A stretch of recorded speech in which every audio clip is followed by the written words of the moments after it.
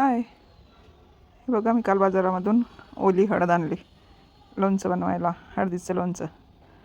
आणि म्हटलं आज बनवते आणि दाखवते तुम्हाला की कसं बनवते. तर मी पण जास्त वेळ बनवलेलं नाही आहे, ट्राय करते आज. त्यासाठी मी 1 पाव हळद आणली आणि हे मसाल्याचं सामान आणलं.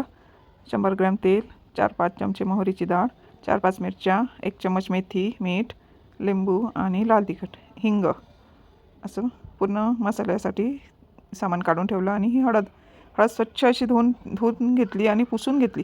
पाणी नाही लागू द्यायचं या लोणच्यामध्ये, आपल्याला कशातच पाण्याचा हात नाही लागू द्यायचा. तर स्वच्छ धुवून घेतली आणि त्याचे साल काढून घेतले.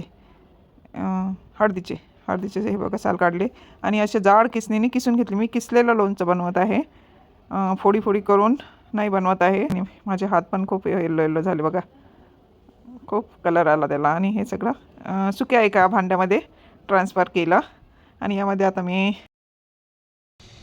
कोरड्या बाउलमध्ये ट्रान्सफर केलं. आणि त्यामध्ये टाकणार आहे मीठ,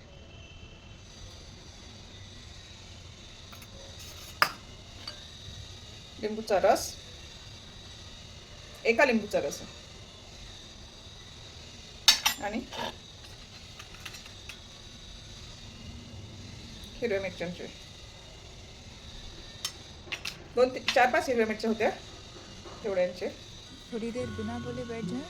आता हे मिक्स करून घेऊ. हम तुम कितने पास हैं, कितने दूर हैं चांद सितारे.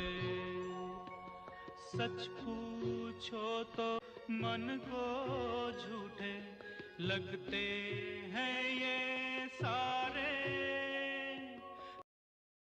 आता मसाल्याची तयारी करू.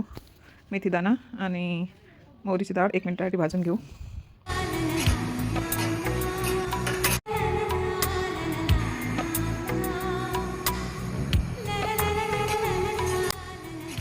एका डिशमध्ये ते काढून बाजूला ठेवू.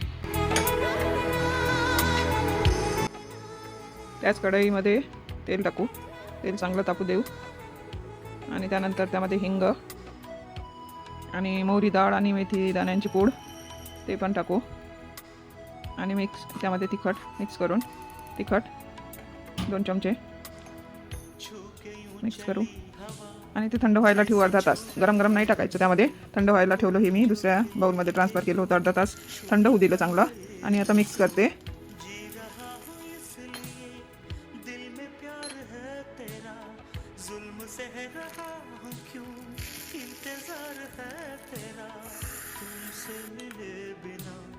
जान भी न जाएगी कयामत से हे 8 दिवस मुरू द्यायचं, नंतर खायचं. रेडी.